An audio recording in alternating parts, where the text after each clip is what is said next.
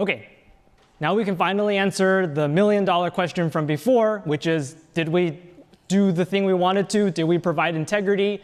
So under the model that we've been talking about, where Alice and Bob exchange messages and Mallory tampers with them, we can finally say, yes, Macs do provide integrity. If Mallory tries to tamper with the message, Bob is not going to verify successfully, and he will know that the message is tampered. So if Mallory tampers with the message, Bob will not successfully verify. If Mallory tampers with the tag, Bob will also not successfully verify. So that's great. We've provided integrity in the threat model that we talked about. What about authenticity?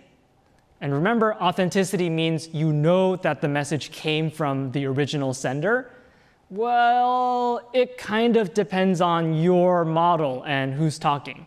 So if you receive a message and a tag, and you check the message with the tag and it's valid, what can you conclude? Well, remember, the MAC is a function on the key and the message, and it outputs a tag.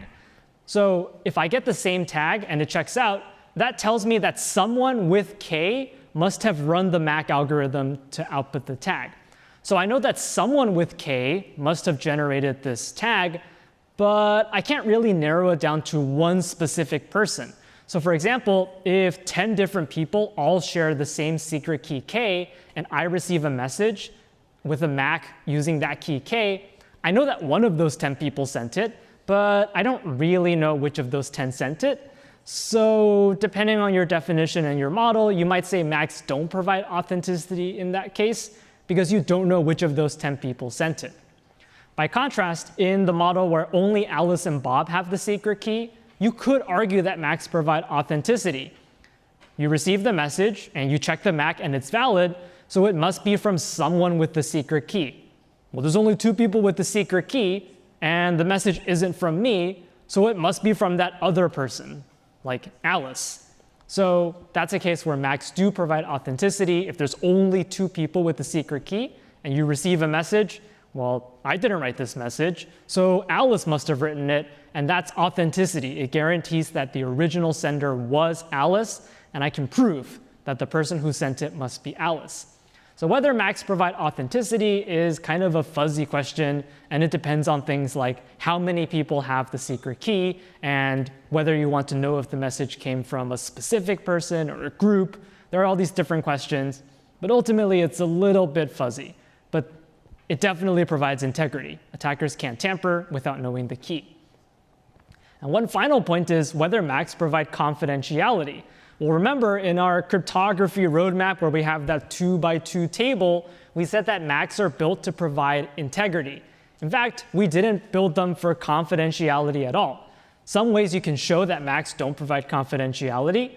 One thing is we use no randomness at all. So we've already said if something is deterministic, there is no IND-CPA security. If you send a message twice and it has the same tag, people can deduce that you're sending 2 messages with the same tag. And therefore, you must be sending the same message. So MACs don't provide IND-CPA security. And in fact, it's not really even clear how you'd use MACs in the IND-CPA game. There is no decryption function you can use to undo a MAC. So the definitions kind of fall apart. MACs were not designed for confidentiality. We were never thinking about the IND-CPA game or trying to conceal messages from the attacker at all. So they provide integrity. They might provide authenticity depending on your definition, and they definitely don't provide confidentiality. That was never one of our goals. So this also means that in general, any MAC that you use, whether it's HMAC or some other type of MAC that you design, it's OK if they leak information about the message, because at no point did we require that MACs don't leak information about the message. So that's something to be careful about. If you use a MAC, you don't get confidentiality, because that's not what it was designed for.